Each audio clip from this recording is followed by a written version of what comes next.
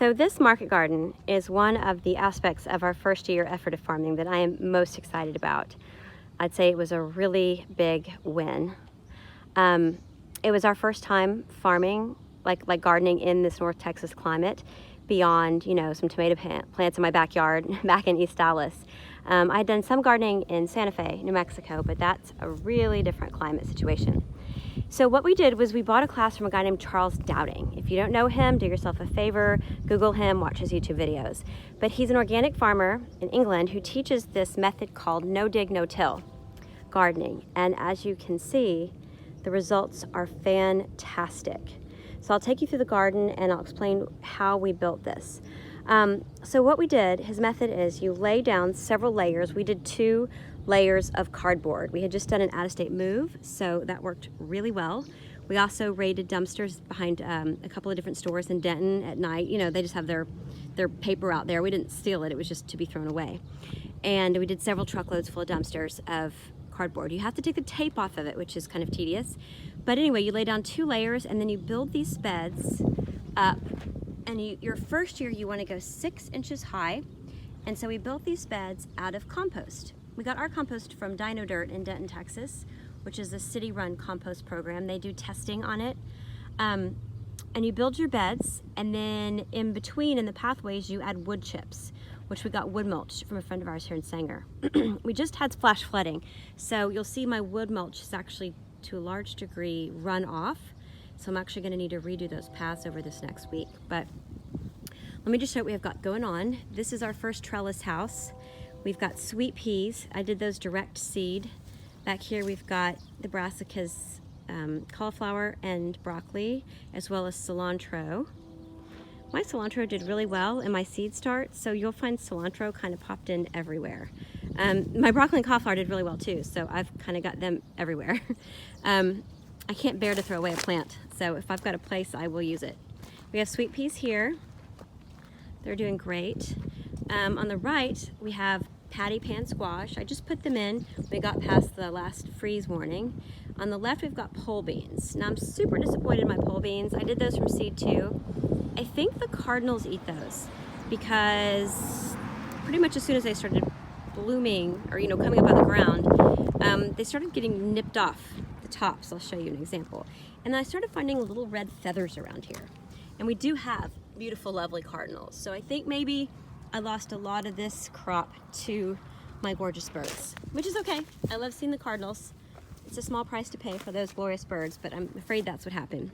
Here I interplanted beets and fennel a little too closely. I think next time I'll do better spacing on that. Got cilantro, arugula. The arugula has just gone crazy. I have to come out here twice a day and pop little flower heads off. It's growing so fast. We've had tons of salad off of that. I even took some to the farmer's market. We got more cilantro. This is Lolo Rosso lettuce. And then here, let me show you kind of in the middle where originally I'd had pathways. I filled them in and put these plants. They are flowers, like a flower mix from Johnny's seed. And it's a beneficial insect and pollinator attracting flower. I've got onions here, parsley. These are carrots. I think next time I'm gonna do a lot more carrots, probably more spinach too. Spinach has done incredibly well. I mean, everything's done incredibly well. Look, here's a little ladybug larvae. My only pest control, can you see it? It's hard for me to tell them. There, that's a ladybug in like a pupa stage. We did a release of 1,500 ladybugs about a week and a half ago that I ordered from Arbico Organics. And then I also have 3 praying mantis cocoons in the kitchen. They're in mason jars with a cheesecloth, you know, air open top. But as soon as those guys hatch, we'll have those as well. Here I interplanted the brassicas with carrots, more fennel. My fennel did really well in my seed start, so I have a lot of fennel. More brassicas, more beneficial insects. We got parsley.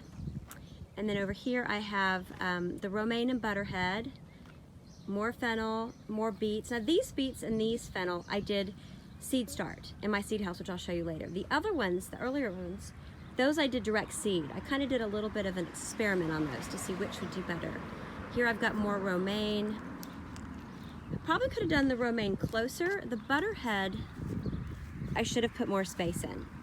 Now that they're growing out, they're a little bit on top of each other, so that's disappointing. These guys have at most another month here because of how hot we get. The romaine will be good, but I need to do a lot of salads over the next few weeks here. More brassicas, more fennel. Again, they were just going crazy.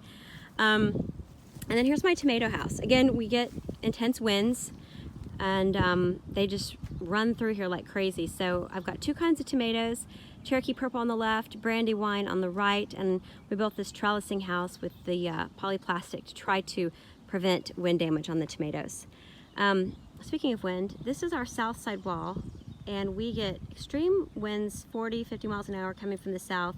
We had a lot of that in February, March, and early April.